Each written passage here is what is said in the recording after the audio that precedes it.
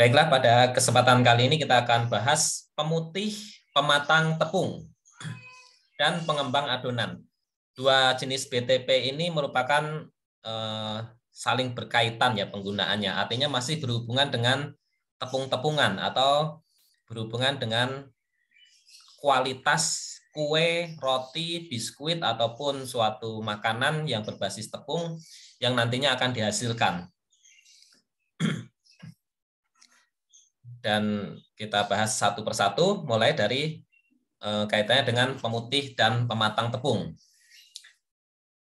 Secara pengertian, pemutih dan pematang tepung ini adalah bahan yang dapat mempercepat proses pemutihan dan sekaligus pematangan tepung, sehingga dapat memperbaiki mutu hasil pemanggangan. Ya, utamanya adalah memperbaiki mutu hasil pemanggangan, karena sebagian besar dari tepung-tepungan ini adalah nanti akan digunakan untuk produk-produk bakery pastry yang biasanya banyak diolah dengan proses pemanggangan. Meskipun tidak semuanya ya.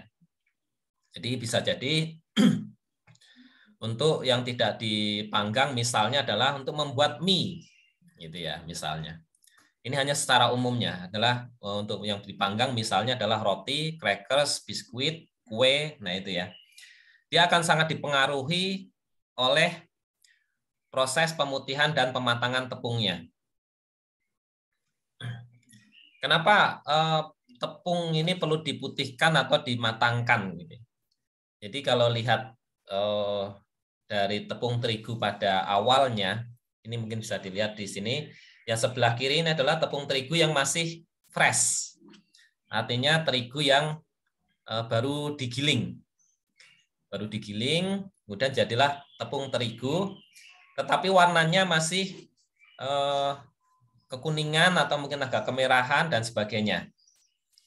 Di sana karena masih terdapat banyak senyawa-senyawa karotenoid ataupun pigmen-pigmen lain, sehingga mungkin tampilannya menjadi kurang menarik secara visual, dan nanti kalau langsung diolah menjadi adonan, itu adonannya menjadi kurang kalis atau kurang bagus kualitasnya. Nah, kaitan dengan adonan itu biasanya adalah kaitan dengan kalisnya. Kalis itu ini ya, liat gitu ya, liat, jadi elastis dan liat, sehingga nanti begitu proses pengembangan itu dia tidak akan cepat pecah, atau misal mau dibikin mie itu dia tidak mudah putus, tapi bisa kenyal dan lentur seperti itu, dan warnanya menjadi lebih putih, tentu lebih menarik gitu. Tetapi untuk membuat terigu menjadi putih dan nanti bisa kalis, ini diperlukan proses pemeraman. Jadi pada zaman dulu terigu ini perlu diperam atau dibiarkan gitu ya, dibiarkan sampai mungkin sekitar beberapa bulan, misal sekitar 6 bulan atau 3 sampai 6 bulan gitu ya. Untuk memberikan kesempatan kepada bahan-bahan yang ada di dalam terigu ini untuk mengalami pemutihan dan pematangan. Kalau pemutihan mungkin jelas ya, pemutihan adalah berubahnya warna menjadi putih. Yang awalnya kuning mungkin agak kecoklatan seperti itu. Nah, mengapa bisa berubah dari coklat atau kekuningan menjadi putih? Yang biasanya menjadikan warna kekuningan apa biasanya kalau pigmen? Masih ingat? Pigmen apa?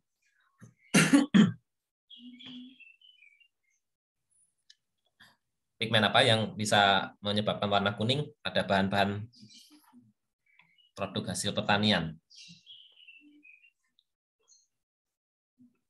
Nah, nggak ada yang mau menjawab langsung. Pigmen apa? Apa? Karoten. Ya, karoten atau karotenoid gitu ya. Karotenoid. Karotenoid di sana nanti ada beta karotin, ada alfa karotin, ada xanthofil seperti itu ya. Nah, itulah yang nanti perlu didegradasi warnanya. Jadi warna kuning ataupun kemerahan itu perlu didegradasi supaya menjadi lebih putih, lebih menarik. Seperti itu.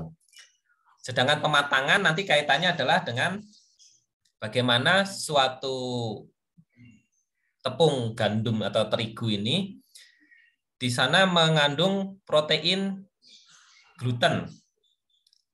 Mengandung protein gluten yang khas pada terigu yang nanti kalau dibuat menjadi adonan itu bisa kalis, bisa elastis, bisa lentur seperti itu. Tetapi ternyata gluten di sana itu kalau pada terigu yang fresh, masih terlalu baru, itu jaringan-jaringan yang terbentuk antar protein gluten, gluten itu nanti di dalamnya ada glutenin dan gliadin gitu ya. Di sana nanti kan harus membentuk suatu interaksi jaringan-jaringan supaya nanti membentuk tadi kalau adonan martabak, kulit martabak itu dikibas-kibaskan itu tidak akan sobek atau tidak akan putus tapi bisa lentur. Nah, itu diperlukan jaringan-jaringan ikatan silang di antara protein glutenin dan gliadin tadi. Nah, salah satu yang bisa membentuk itu adalah ikatan disulfida. Jadi pada protein gluten itu ada yang namanya gugus sulfidril atau asam aminonya mengandung gugus sulfidril. Gugus sulfidril itu ya mengandung gugus sulfur. Hanya mengandung gugus sulfur saja. Nah, seiring dengan proses pemeraman, sulfur tadi nanti akan bisa berikatan dengan sulfur yang lain, membentuk jembatan disulfida. Nah, itulah yang nanti akan memperkuat jaringan di antara protein tersebut sehingga bisa membuat adonan yang kalis.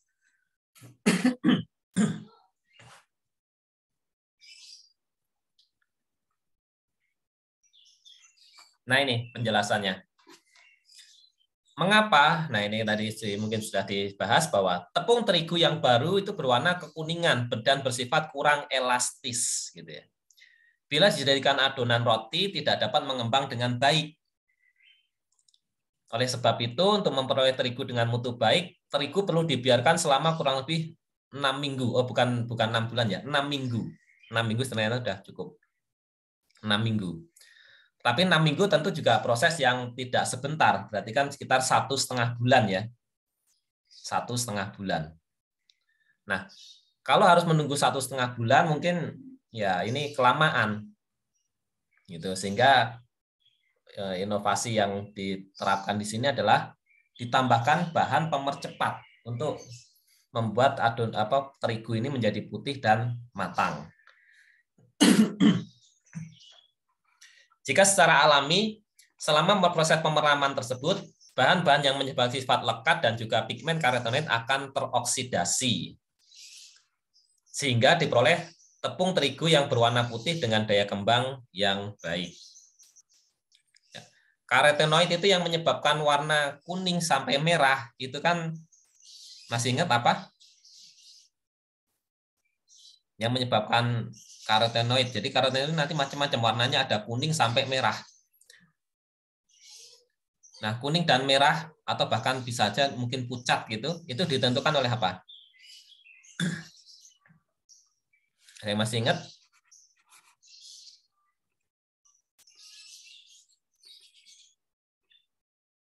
Lupa.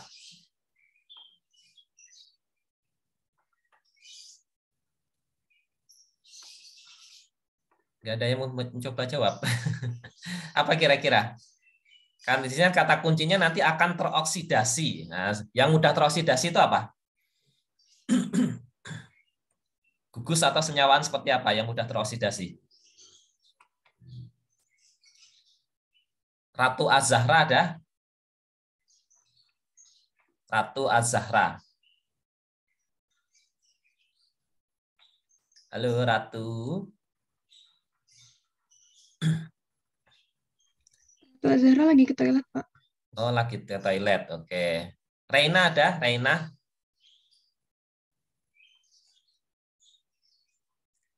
Reina? Halo Reina.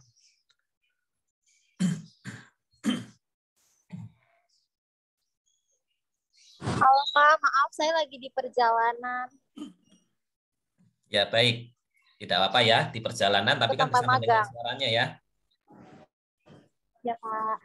Apa penyebab pigmen karotenoid berwarna kuning atau merah yang berkontribusi pada pembentukan warna kuning dan merah pada karotenoid yang nantinya mudah teroksidasi.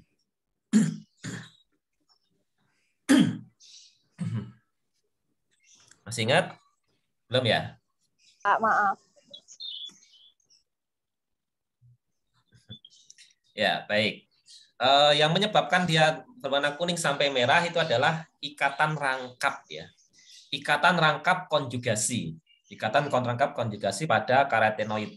Makin banyak ikatan rangkapnya, makin kuning, bahkan nanti sampai merah. Nah, kalau teroksidasi, maka ikatan rangkap ini menjadi hilang, berkurang.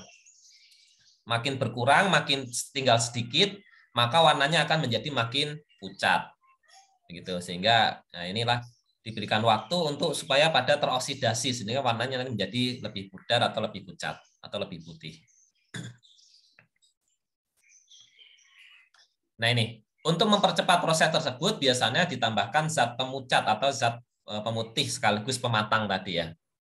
Nah, zat pemucat bersifat oksidator, sehingga ikatan rangkap dalam karotenoid, yaitu xanthofil, akan dioksidasi. Degradasi pigmen karotenoid akan menghasilkan senyawa yang tidak berwarna atau pucat. Nah ini yang dimaksud ikatan rangkap konjugasi itu ini. Ikatan rangkap yang selang-seling. Rangkap, tidak, rangkap, tidak, rangkap, tidak. Nah, itu konjugasi.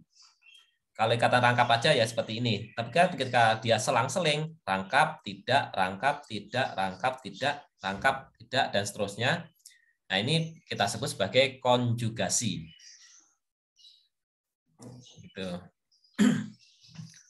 Termasuk mungkin kalau pernah mendengar istilah asam lemak tidak jenuh terkonjugasi, nah itu maksudnya adalah ikatan rangkapnya itu jaraknya itu hanya satu atom karbon atau istilahnya selang-seling tadi, rangkap tidak rangkap gitu. Nah ini struktur yang di atas ini beta karoten, yang di bawah ini adalah xanthofil. Beta karoten biasanya lebih untuk membentuk warna merah, sedangkan xanthofil biasanya untuk lebih ke arah warna kuning.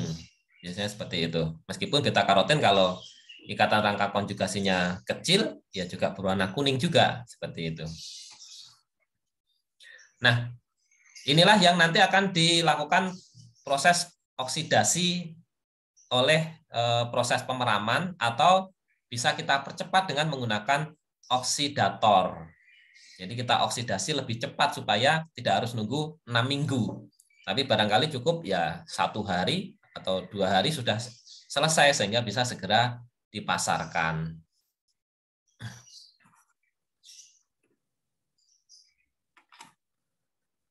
Bahan pemucat atau pemutih pematang ini akan mengoksidasi juga akan mengoksidasi gugus sulfidril. Nah ini, gugus sulfidril dalam gluten menjadi ikatan disulfida. Dengan adanya ikatan SS atau ikatan disulfida ini akan terbentuk polimer protein yang panjang, lurus, dan membentuk suatu lapisan-lapisan tipis yang saling melekat. Lapisan-lapisan tersebut dapat menahan gelembung udara sehingga roti akan mengembang dengan baik. Nah ini ya, ini kurang lebih struktur dari gluten. Gluten itu kan protein pada terigu ya. Gluten itu protein pada terigu, di mana gluten itu merupakan campuran dari glutenin dan gliadin. Glutenin dan gliadin. Jadi dua jenis protein ini akan berkolaborasi membentuk yang kita kenal sebagai gluten. Yang itu nanti akan berperan besar pada proses pembentukan jaringan-jaringan di antara komponen yang ada di dalam adonan, sehingga nanti akan bisa memerangkap udara pada proses pengembangan. Atau jaringan-jaringan tersebut akan membentuk suatu struktur yang kalis, yang kalau nanti dibuat adonan itu menjadi sangat elastis. Gitu. Nah, supaya bisa terbentuk jaringan-jaringan tadi, nah ini gugus sulfidril atau gugus sulfur yang dimiliki pada gluten ini dioksidasi supaya berubah menjadi jembatan disulfida. Nah ini SS bond ini. Jembatan disulfida atau ikatan disulfida. Nah, ikatan disulfida inilah yang nanti akan membentuk glutenin ini makin panjang sehingga tidak akan putus meskipun dikibas-kibaskan gitu ya pada adonan kulit martabak itu ya. Seperti itu. Atau mie itu tidak akan mudah putus meskipun dibuat menjadi sangat panjang gitu mie-nya. Nah, inilah yang terjadi pada proses pemutihan dan pematangan terigu. Pada tepung-tepung yang lain, apakah juga bisa terjadi? Kira-kira, kalau ini kan tadi kita jelaskan terigu ya. Kalau pada tepung yang lain bisa terjadi juga atau tidak?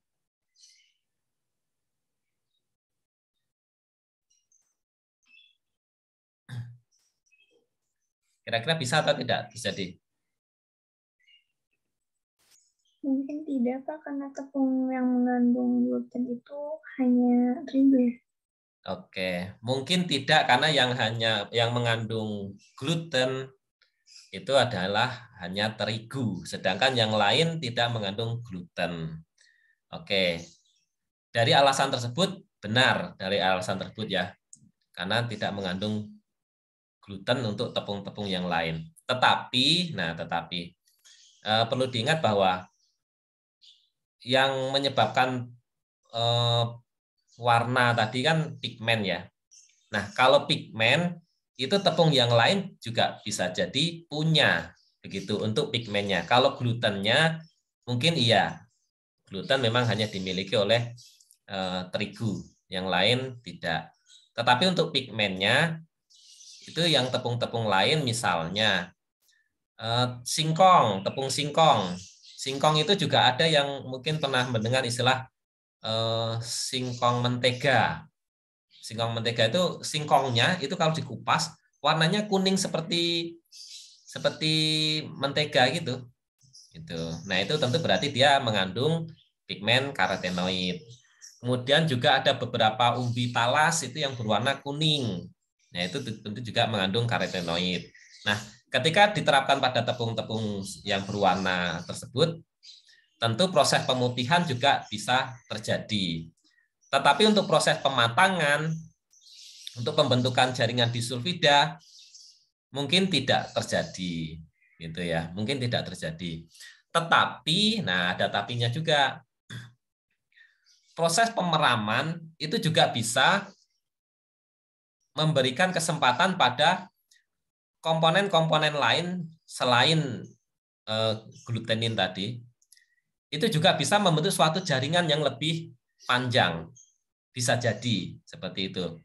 Karena kan pada misalnya ya pada singkong misalnya.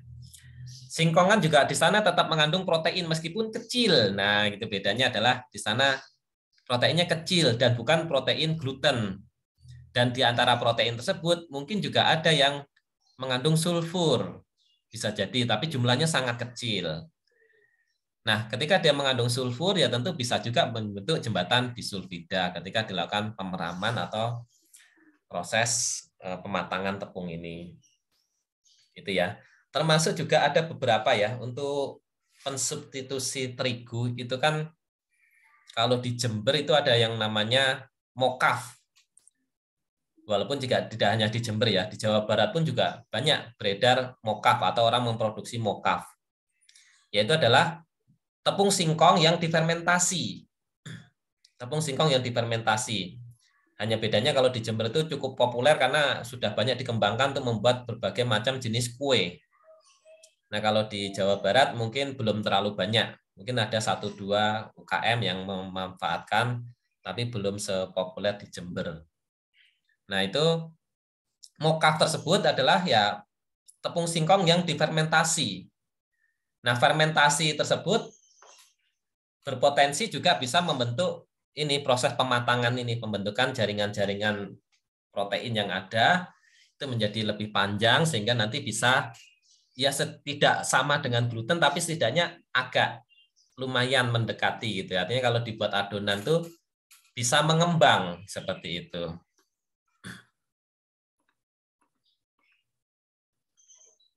Itu yang terjadi pada mokaf.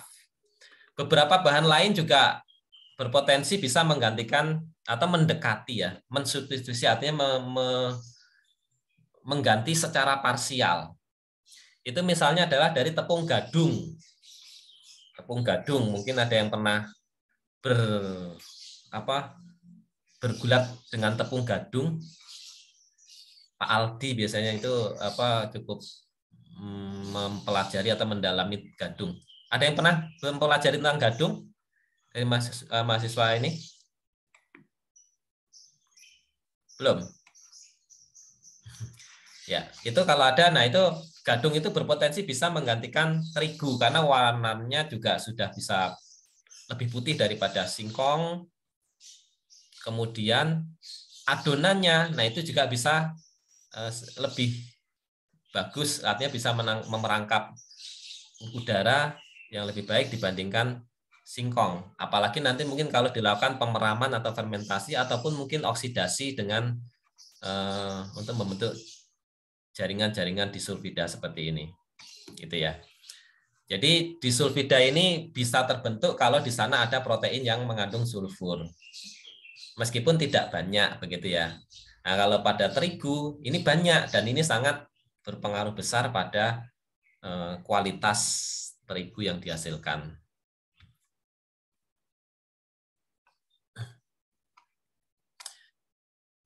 Nah, tetapi pemakaian bahan pemucat atau bahan oksidator yang berlebihan nanti bisa menghasilkan adonan roti yang pecah-pecah dan butirannya tidak merata, berwarna keabu-abuan dan volumenya menyusut. Nah, jadi tidak boleh berlebihan.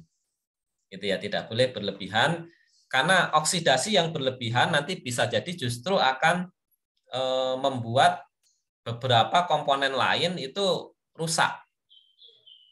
Beberapa komponen lain rusak. Jadi betul jembatan disulfidanya terbentuk, tetapi protein itu kan tidak hanya disulfida itu saja. Gugus-gugus lainnya masih sangat banyak yang nanti bisa teroksidasi dan justru malah menjadi penurunan kualitas. Seperti itu.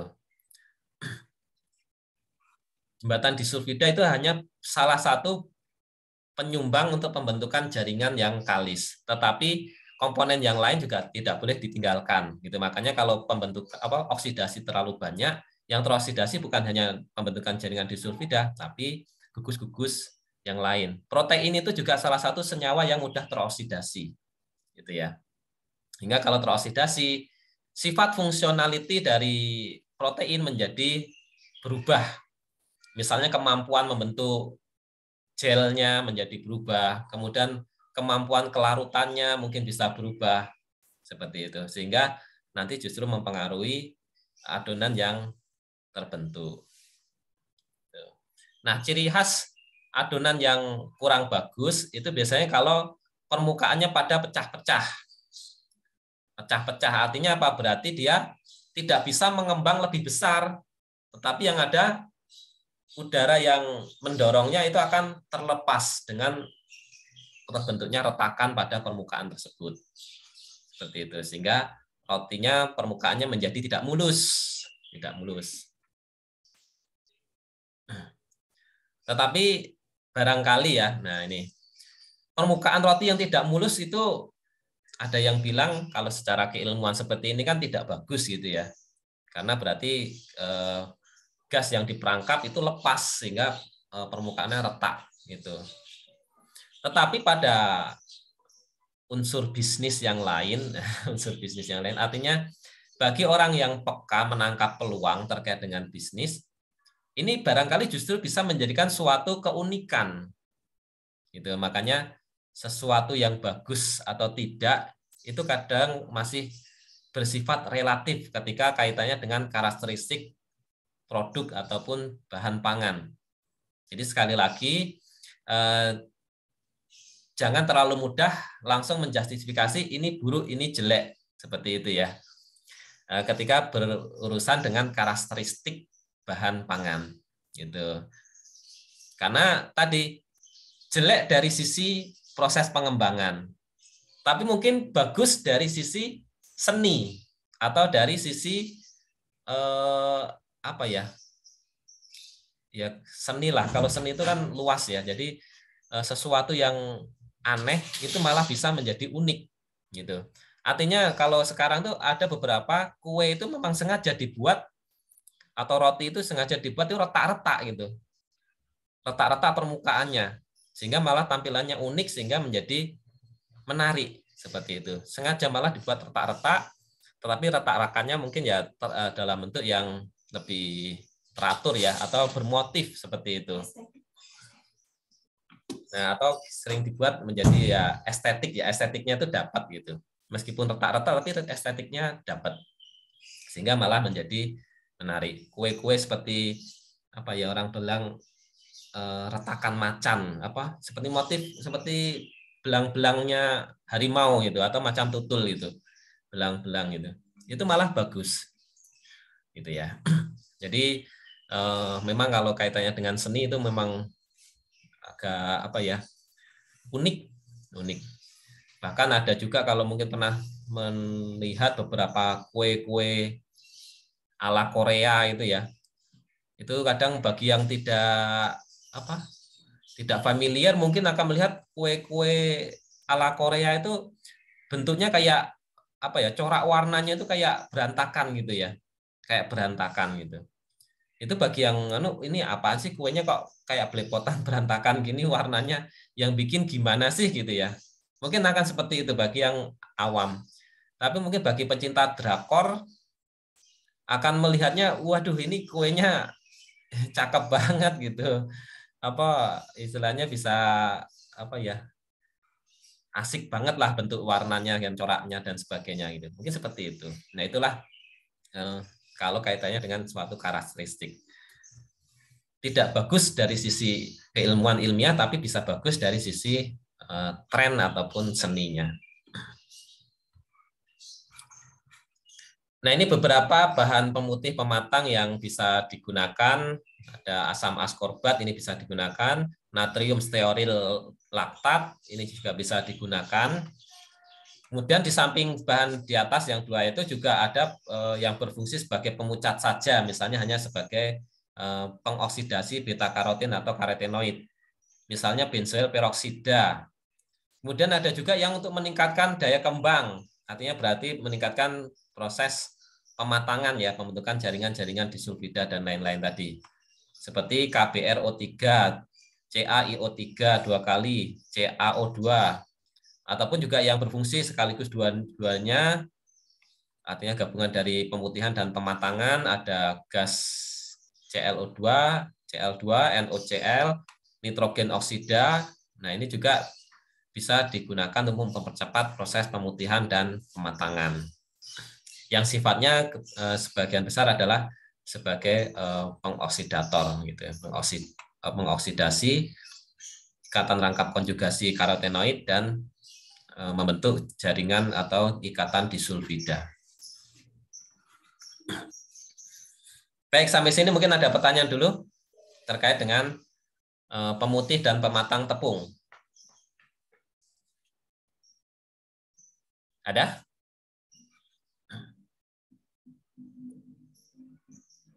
Belum? Oke, kalau belum ada, kita lanjutkan dulu untuk yang pengembang adonannya. Pengembang adonan, kalau tadi pemutih dan pematang yang nanti akan menentukan kualitas tepungnya. Kualitas terutama ketika dibuat menjadi adonan. Nah, sekarang tinggal bagaimana adonan supaya bisa mengembang. Karena terigu biasa saja, artinya terigu saja, atau kemudian dicampur dengan bahan-bahan lain, tanpa pengembang adonan, maka nanti produk yang dihasilkan akan tidak mengembang, atau mengembangnya hanya kecil. Kalau mengembangnya kecil atau tidak mengembang, maka nanti produknya kurang porus, sehingga kurang empuk, atau kurang lembut, atau sering orang bilang bantat gitu ya. Bantat itu nggak tahu berasal dari kata apa, tapi yang jelas kalau bantat itu menyebutnya adalah ketika kue tersebut pejal itu padat gitu ya, padat berat gitu ya, berat dan padat. Jadi kalau digigit nanti mungkin alot, mungkin keras gitu. Sehingga dimakan ya tidak enak gitu. Nah ini pengembang adonan. Beberapa senyawa kimia akan terurai menghasilkan gas ketika berada di dalam suatu adonan. Senyawa apa itu? Nah itu yang bisa membentuk gas tersebut. Nah kenapa dia bisa membentuk gas? Kan gitu pertanyaannya. Selama pembakaran atau selama pemanggangan, volume gas bersama dengan udara dan uap air yang ikut terperangkap dalam adonan akan mengembang, sehingga diperoleh roti dengan struktur berpori-pori. Ya, misalnya ini suatu adonan, ini dimasukkan ke dalam loyang. Awalnya loyangnya ini isinya tidak penuh, hanya ya mungkin 3/4 lah gitu. Tetapi ketika dibuat menjadi roti, dimasukkan ke dalam oven, nah, begitu keluar tiba-tiba menjadi seperti gunung seperti ini. Nah ini menjadi penuh bahkan sampai kayak luber gitu ya. Tapi artinya mengembang. Beratnya sama, tetapi volumenya yang berubah. Karena apa? Nah ini tadi adanya gas yang terperangkap. Gas dan uap air yang terperangkap. Jadi gas dan uap air. Uap air itu juga gas ya. Air yang berubah menjadi gas karena dipanaskan ya. Dan gas. Jadi PR-nya adalah bagaimana bisa menghasilkan gas ini supaya nanti bisa diperangkap oleh adonan. Begitu. Nah, gas yang bisa diperangkap oleh adonan yang bersifat aman, artinya bisa tidak ada masalah, sifatnya inert, yaitu adalah gas CO2 atau gas karbon dioksida. Jadi mungkin ada yang punya persepsi bahwa gas CO2 itu berbahaya, itu tidak ya. Jadi gas CO2 itu adalah salah satu gas yang bersifat inert. Inert itu stabil. Artinya tidak mudah bereaksi. Gitu. Nah, bahan pengembang adonan ini adalah bahan-bahan kimia yang dapat menghasilkan gas CO2. Gas ini diperoleh dari garam karbonat atau garam bikarbonat. Nah, untuk bisa menghasilkan gas CO2, kita carilah bahan-bahan atau garam-garam yang mengandung karbonat atau bikarbonat. Karbonat itu adalah CO3 ya. CO3. Misalnya natrium karbonat, berarti Na2CO3. Atau dalam bentuk bikarbonat, yaitu adalah natrium bikarbonat itu adalah NaHCO3. Seperti itu. Nah ini, bahan pengembang yang umum digunakan adalah natrium bikarbonat, NaHCO3. Kemudian selain natrium bikarbonat, juga ada beberapa bahan lain yang bisa digunakan adalah amonium karbonat, amonium bikarbonat. Nah ini, jadi tapi yang paling banyak adalah natrium bikarbonat. Meskipun amonium karbonat juga bisa digunakan. Nah, garam-garam tersebut akan terurai pada suhu tinggi atau berubah menjadi gas CO2. Ada bahan lain yang dulu menjadi pengembang tapi sekarang mulai agak dikurangi. Itu adalah kalium bikarbonat. Ini mulai jarang digunakan karena sifatnya terlalu higroskopik dan ada aftertaste pahit. Gitu. Meskipun kalau dari kalium bikarbonat ini daya kembangnya sebenarnya sangat bagus. Sangat bagus, bisa membuat pengembangan roti itu menjadi sangat porus gitu ya. Tetapi ini sifatnya terlalu higroskopik, berarti nanti dia terlalu mudah menyerap air. Sehingga nanti roti yang dihasilkan mungkin menjadi kurang awet atau mudah rusak karena terlalu higroskopik. Dan ada sedikit rasa pahit atau aftertaste pahit. Sehingga nanti bisa mengurangi penerimaan terhadap rasa. Nah, mengapa gas karbon dioksida ini bisa dihasilkan? Ini kan kalau kita lihat baking soda seperti pada ilustrasi gambar ini ya. Baking soda itu kan natrium bikarbonat. Kalau dikasih air, maka dia akan terurai menjadi gas CO2. Gas CO2-nya ini kan akan membentuk suatu seperti buih. Seperti ya soda itu ya, seperti soda pada Sprite atau Fanta atau Coca-Cola dan sebagainya itu. Nah, itu seperti itu. Nah, hanya bedanya adalah gas ini tidak biarkan keluar, tapi kita perangkap di dalam suatu adonan roti atau kue. Nah, ini reaksi singkat yang terjadi pada bahan pengembang dari suatu natrium bikarbonat misalnya. Natrium bikarbonat ketika berada dalam air, nanti akan bereaksi, yaitu natrium bikarbonat akan terurai menjadi Na+ dan HCO3-. HCO3- akan bertemu dengan H2O, akan membentuk H2CO3 dan OH-, dan HCO3- kemudian akan terurai menjadi CO ini bukan CO3 ya. Ini CO3 dan H+. Ya, CO3 dan H+. Nah, kemudian sedangkan reaksinya dengan adonan ini akan menjadi lebih kompleks. Karena terdapat protein maupun ion-ion yang mungkin ikut bereaksi. Sehingga nanti reaksinya secara lengkapnya atau reaksi akhirnya ya, ini adalah dengan adanya RO, H+, ditambah dengan NaHCO3, nanti akhirnya akan diperoleh RO, Na+, H2O, dan gas CO2. Gas CO2. Nah, gas CO2 ini kapan terbentuknya? Apakah dari sebelum dipanggang atau setelah dipanggang? Kira-kira di mana prosesnya? Atau kedua-duanya?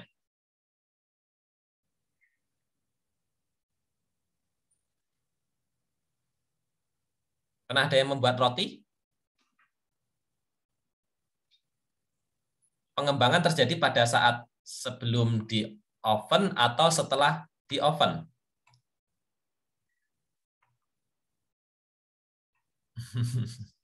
Atau dua-duanya? Enggak ada yang pernah membuat roti atau melihat membuat roti? Dua-duanya, Pak. Dua-duanya, oke. Mengapa bisa demikian? Seperti dari Tin Chandra tadi ya? Yang menjawab tadi? Ya, Pak. Ya. Mengapa bisa demikian? Karena ada dari apa namanya? Pengembangan dari raginya gitu, Pak. Pengembangan dari apa? Ragi. Iya. Oke, ya. Adanya dari ragi. Bisa. Artinya begini, pengembang ini nanti ada beberapa jenis ya. Ada beberapa jenis yang kita bahas di sini adalah baru dalam bentuk garam. Artinya belum kita bahas ragi. Kita yang bahas saat ini adalah baru garam, yaitu garam misalnya adalah natrium bikarbonat. Nah, dia akan membentuk gas CO2 saat apa? Yaitu adalah pertama saat dia ketemu dengan H2O. Jadi natrium bikarbonat itu sudah akan membentuk gas CO2 saat ketemu dengan air. Itulah mengapa tadi kalau di ilustrasi gambar di sini, kita punya natrium bikarbonat, kita kasih air, maka dia akan bentuk gas seperti soda itu ya, gas soda itu ya, pada Sprite, Coca-Cola dan lain-lain itu. Nah, disinilah artinya begitu dijadikan adonan, kemudian adonan itu diinkubasi, maka dia akan sudah mengembang. Ini dari sisi bahan pengembang NaHCO3-nya ya. Belum melibatkan ragi. Tetapi dalam prakteknya, nanti bahan pengembang yang digunakan itu ada dua macam sekaligus digunakan, yaitu ada ragi dan natrium bikarbonat atau bahan pengembang kimia ini. Begitu. Hanya ketika pada proses inkubasi pada suhu agak hangat gitu ya, suhunya sekitar suhu 40 derajat gitu. Nah, itu proses pengembangan oleh natrium bikarbonat ini relatif masih kecil. Masih kecil. dan dia akan mengembang lebih lanjut pada saat proses pemanggangan. Artinya reaksi pembentukan gas CO2 itu akan dipercepat saat suhu tinggi, yaitu pada saat proses pemanggangan. Tapi sedangkan pada proses inkubasi, maka dia mengembang tapi belum full. Dan justru yang banyak berkontribusi pada proses pengembangan saat inkubasi sebelum di oven itu adalah raginya. Nah, tadi ya, jadi makanya itulah mengapa adonan roti itu mengembang baik saat sebelum di oven maupun setelah di oven. Begitu. Sebelum di oven juga udah ngembang. Artinya sebelum di oven itu dilakukan inkubasi, itu sudah mengembang. Yang berkontribusi adalah ragi dan natrium bikarbonat, tetapi ragi lebih dominan daripada natrium bikarbonat. Nah, barulah pada saat proses pemanggangan, itu kebalikannya, yang berkontribusi besar adalah natrium bikarbonatnya. Sedangkan raginya nanti justru akan mati dengan proses pemanggangan tersebut. Begitu ya. Perbandingan antara asam dan NaHCO3 harus diperhatikan agar tidak menimbulkan rasa seperti sabun ataupun rasa asam dan pahit. Nah ini, pada proses pengembangan, natrium bikarbonat ini beberapa itu ditambahkan sedikit asam. Biasanya yang digunakan nanti bisa berupa asam tartrat. Itu akan meningkatkan kecepatan pembentukan gas CO2. Nah, tapi tentunya hal tersebut harus hati-hati, karena kalau terlalu asam nanti bisa jadi rasanya menjadi terlalu asam gitu. Atau mungkin justru sebaliknya, kalau terlalu banyak nanti rasanya akan pahit, karena NaHCO3 ini ya rasanya agak pahit. Jadi kalau terlalu banyak nanti bisa jadi pahit. Mungkin pengen pengembangannya biar gede, tapi menambahkannya terlalu banyak, dan nanti malah pahit. Atau menambahkannya dikit, tapi proses pembentukan gas CO2-nya dipercepat dengan menambahkan asam tartrat. Menambahkan asamnya terlalu banyak. Nah, nanti akan rasanya jadi agak asam seperti itu. Karena nanti ada beberapa yang menghendaki proses pengembangan itu berjalan lambat, ada juga yang menghendaki berjalan cepat. Ada juga yang menghendaki berjalan ya moderat atau sedang. Tergantung kebutuhannya. Tergantung kue yang mau dibuat seperti apa. Kalau kuenya mau dibuat yang retak-retak, itu bisa digunakan yang pengembangannya cepat. Sampai akhirnya permukaan itu tidak kuat untuk menahan gas tersebut sehingga menjadi retak. Karena tadi retak itu tadi secara ilmiah sekilas, oh itu tidak bagus, tapi nanti bisa diubah menjadi sesuatu yang unik atau menarik.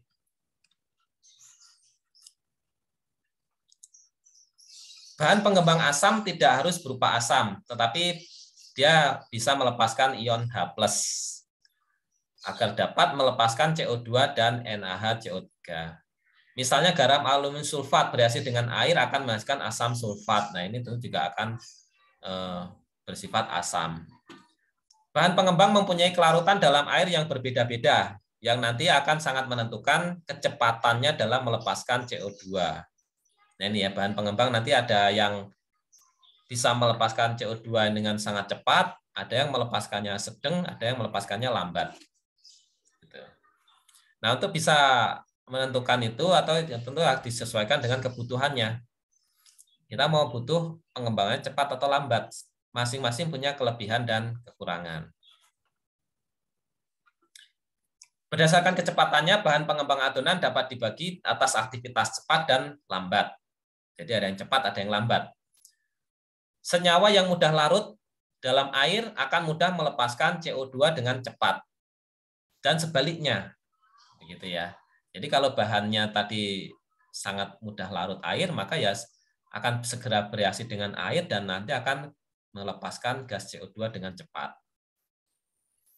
Kecepatan pelepasan CO2 akan mempengaruhi tekstur produk. Kecepatan ini akan meningkat bila suhu bertambah tinggi.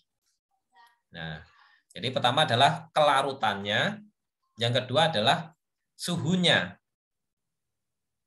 Kalau pengen sangat cepat ya berarti cari yang mudah larut, Dan salah satu membuat dia mudah larut itu adalah dengan cara menambahkan asam.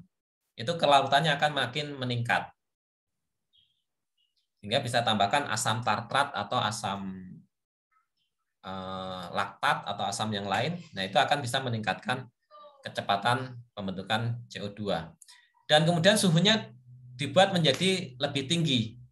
Suhu akan meningkatkan kecepatan reaksi sehingga juga akan meningkatkan pembentukan CO2. Suhu yang hangat misalnya sekitar 40 derajat ya, itu akan lebih cepat daripada suhu ruang sekitar mungkin 25 atau 30 derajat.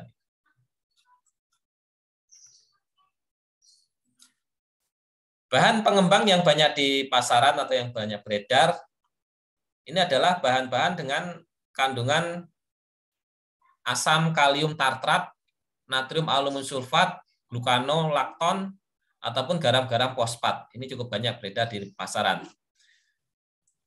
Kemudian, dan yang beredar di pasaran itu biasanya sudah dalam bentuk bahan campuran yang kita kenal sebagai tepung soda kue. Tepung soda kue, jadi tidak murni NaHCO3 tadi ya, tapi biasanya kalau yang beredar di pasaran, di toko-toko kue, itu sudah dalam bentuk formula tepung. Artinya di dalamnya bahan utamanya NaHCO3, tapi juga mengandung komponen-komponen lain. Termasuk ini asam tartrat, kemudian filler gitu dan sebagainya. Tepung soda kue merupakan bahan pengembang adonan yang umum digunakan dalam pembuatan roti. Bahan ini terdiri dari NaHCO3 dan tepung. Tepung di sini maksudnya adalah filler dan ingredient lain yang bisa memperbaiki kualitas pengembangan. Soda kue aktivitas cepat ini dapat dibuat dari asam tartrat atau garam asam tartrat yang mudah larut dalam air dingin. Sehingga kecepatan pelepasannya menjadi tinggi, kecepatan pelepasan CO2-nya menjadi lebih cepat. Nah tadi ya, supaya natrium bikarbonat mudah larut dalam air, ini bisa ditambahkan asam tartrat, yang mana dia akan meningkatkan kecepatan pelarutan, sehingga nanti akan meningkatkan kecepatan pembentukan CO2. Nah ini, natrium bikarbonat tambah asam tartrat, maka di dalam air dia akan terurai menjadi gas CO2.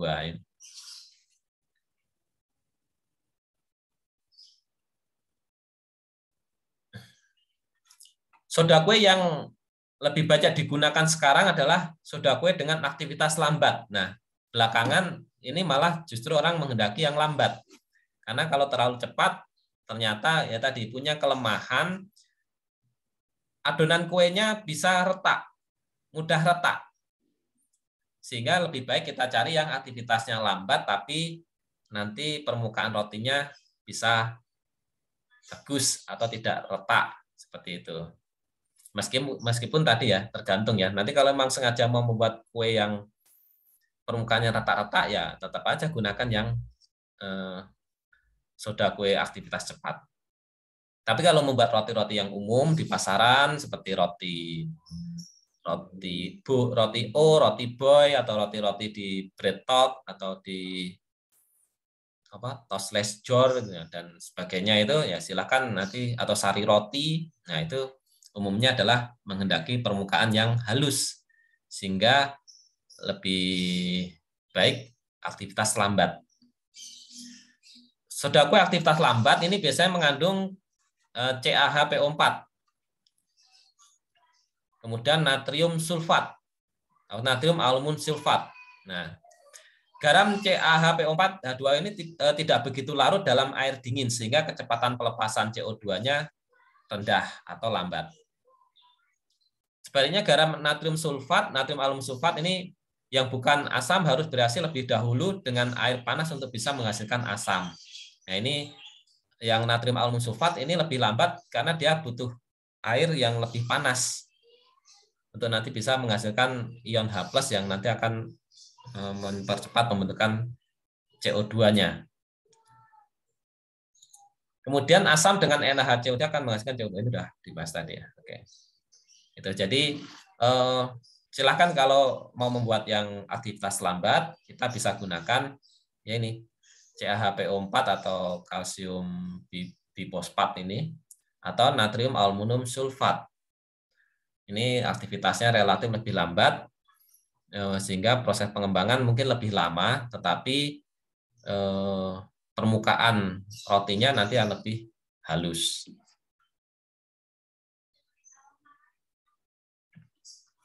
Nah, ini perbedaan reaksi pada aktivitas cepat dan aktivitas lambat ya. Yang aktivitas cepat yang ini NaCO3 tadi ditambah dengan asam tartrat akan membentuk CO2 dengan cepat karena proses pelarutan ke dalam air akan menjadi sangat cepat. Kemudian natrium bikarbonat ini dengan kalium tartrat ini juga akan membentuk kalium natrium tartrat dan CO2 dengan cepat juga. Sedangkan yang aktivitas lambat tadi natrium aluminium sulfat ini butuh panas untuk menghasilkan asam sulfat dengan cepat ini, asam sulfat ini, sehingga ya dia kalau pada suhu yang biasa, suhu ruang, ya ini aktivitasnya akan lambat. Nah, kemudian ini akan menghasilkan asam sulfat akan terurai lebih lanjut, barulah nanti akan menghasilkan gas CO2. Prosesnya panjang dan butuh panas. Begitu juga ini yang kalium fosfat tadi, nanti akan menghasilkan CO2. Ini lambat karena garam dari kalsium ini kecepatannya lambat. Kelarutannya rendah. Kelarutannya rendah pada air.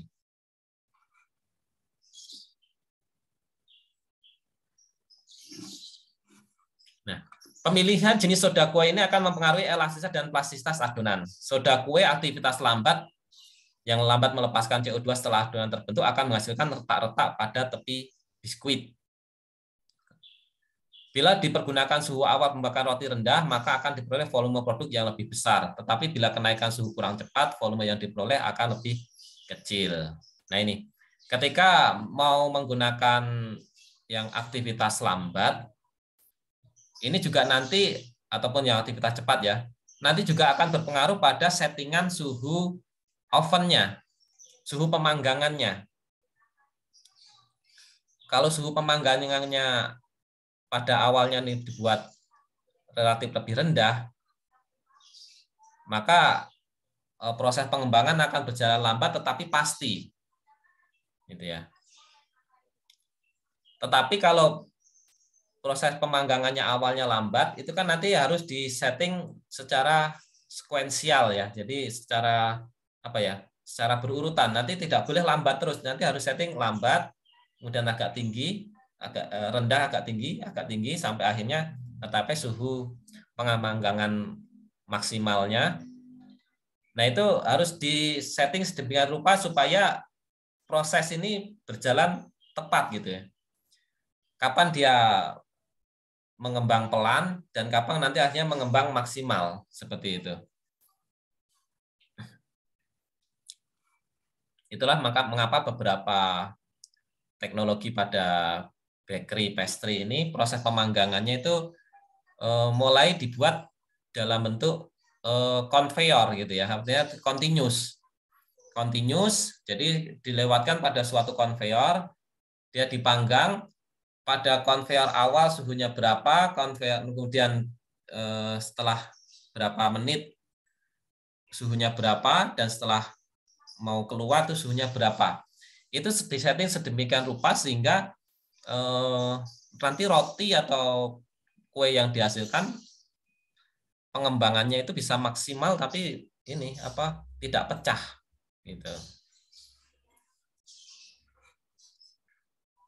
Nah, untuk menghindari hal-hal yang merugikan selama proses pemanggangan, ini juga perlu dilakukan pembakaran atau pemanggangan tersebut suhunya harus merata. Jadi nanti kalau memanggang itu diusahakan juga merata. Artinya apa? Tidak hanya dari atas, tapi mungkin juga dari bawah. Itu sehingga nanti konveyornya ya harus konveyor berupa angsang ya. Artinya baik dari atas, samping maupun bawah itu ada sumber pemanasnya sehingga suhunya diharapkan merata.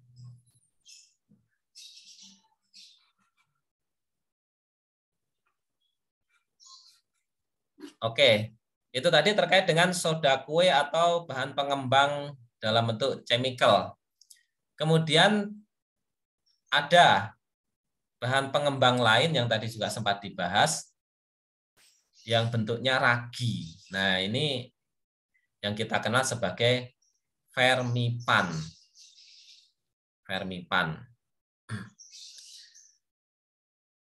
Fermipan ini berbeda dengan soda kue.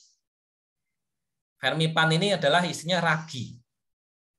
Berarti mekanismenya juga akan berbeda dengan soda kue. Kalau soda kue tadi kan menghasilkan gas CO2 dengan cara dia bereaksi dengan air dan dibantu oleh panas.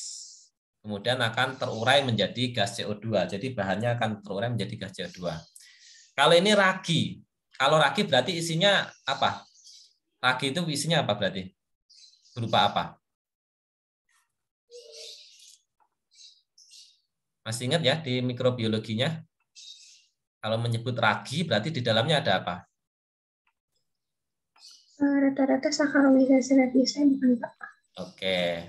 Saccharomyces cerevisiae itu bakteri, yeast atau jamur? Yeast, Pak. Ya, yeast. Yeast atau dalam hal ini adalah Saccharomyces cerevisiae. Dan kalau kita bicara ragi, berarti apa? Dia tidak murni Saccharomyces cerevisiae. Biasanya di sana akan ada beberapa komponen lain. Komponen lain apakah mungkin berupa bakteri atau mungkin ya sejenis yeast yang lain, itu bisa jadi. Tapi yang jelas dia biasanya tidak murni. Tetapi memang yang berkontribusi paling besar adalah Saccharomyces cerevisiae.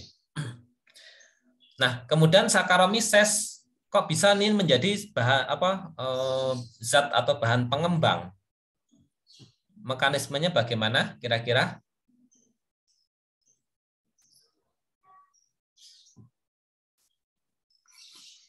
Saya mau coba jawab.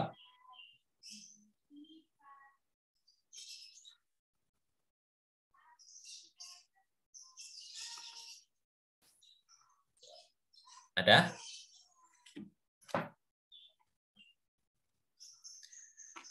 Ayo. Kira-kira mekanismenya bagaimana ragi atau Saccharomyces ini bisa mengembangkan adonan? Baik roti, donat, kue, dan sebagainya ya. Fermentasi bukan?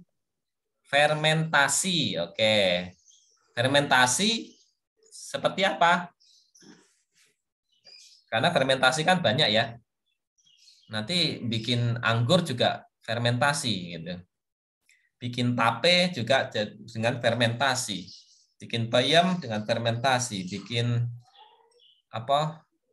tuak, bikin arak juga fermentasi gitu. Nah, ini bikin roti atau bikin donat juga fermentasi. Nah, bedanya di mana?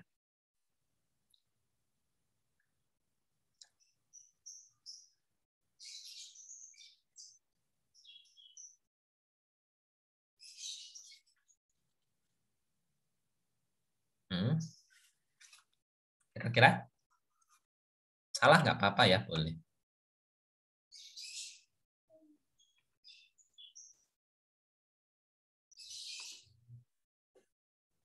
Bedanya apa?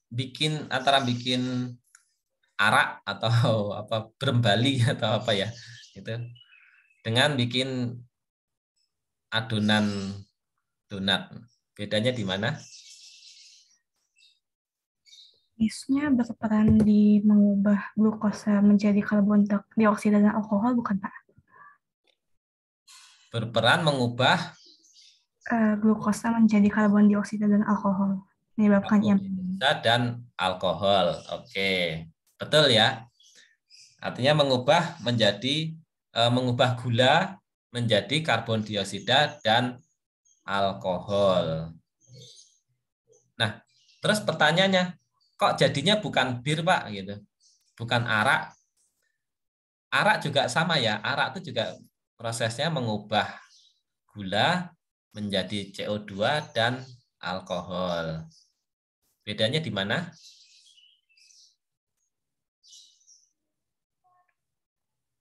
Lama fermentasinya mungkin.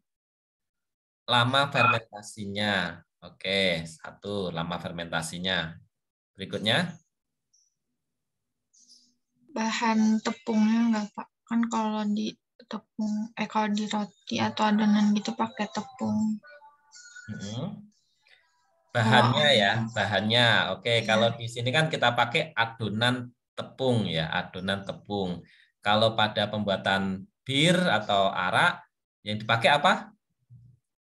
Nira, gitu ya, nira. Beda, yang satu adalah bahan semi solid atau bahan solid lah gitu ya, adonan tepung.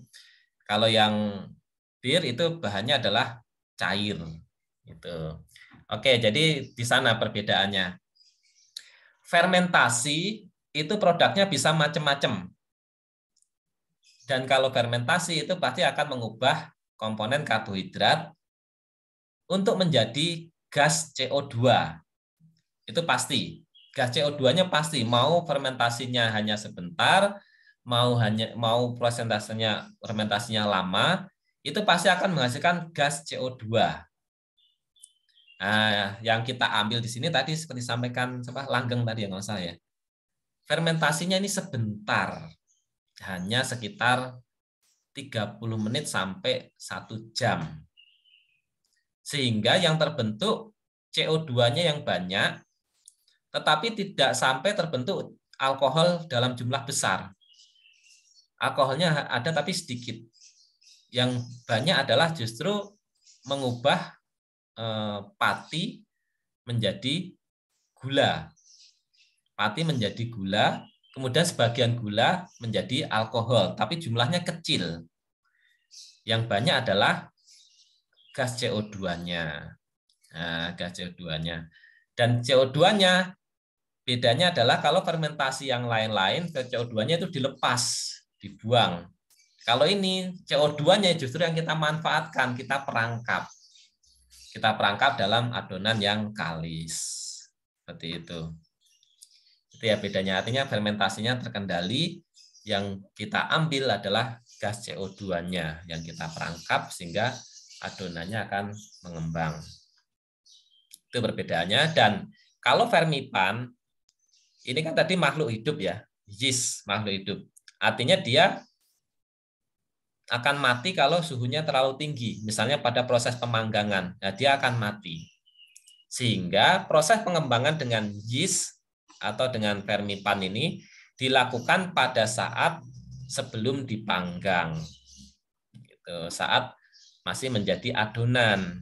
Itu dilakukan inkubasi pada suhu hangat sekitar 40 derajat gitu ya.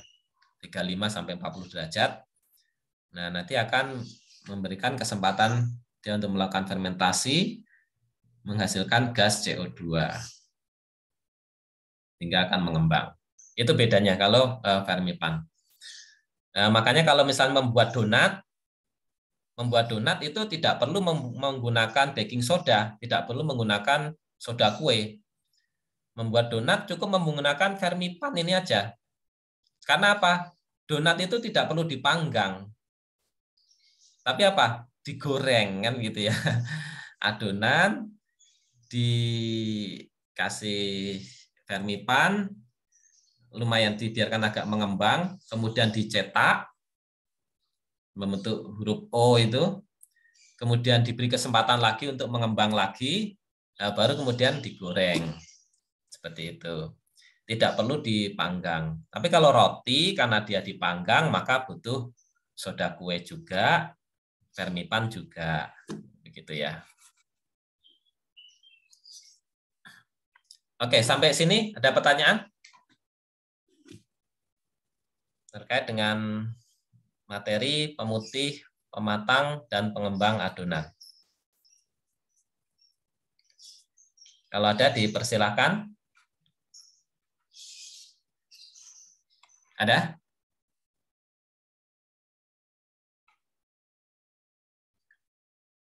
Tidak ada, cukup jelas. Baik, kalau cukup jelas ya ini materi sudah habis.